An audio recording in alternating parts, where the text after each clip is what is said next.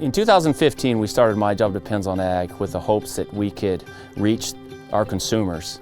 And part of the whole, I guess, goal was to have politicians and people who are in legislature come and hear our concerns. And Brian gave me a phone call and wanted to speak to me. And this is just speaks volumes to our group and the people of our group that he's heard our calls and heard our concerns.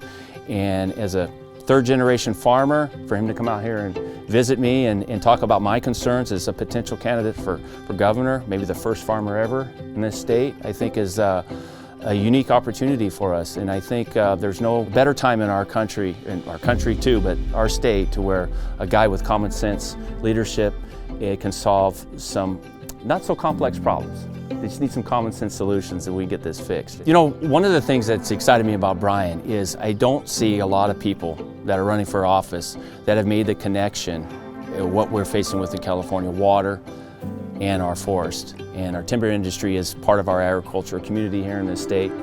He's a third-generation farmer, and I feel comfortable being someone who has been passionate about agriculture and starting a Facebook group, My Job Depends on Ag, and all of our followers, you know, that they range from the guy from Helena to the guy who's running cattle up out of Fresno, California, to a guy like yourself up in Northern California.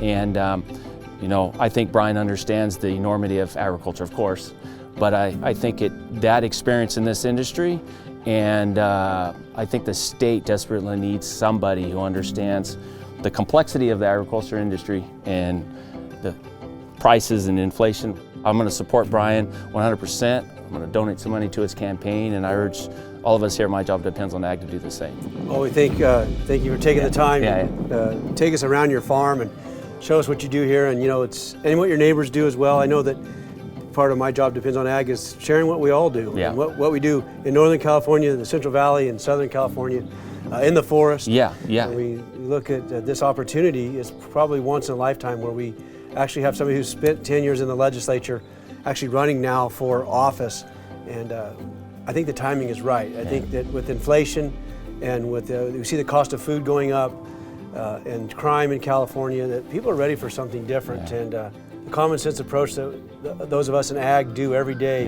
is very much needed in Sacramento. So again, thank you for your thank you for coming out. Appreciate it very much. Thanks.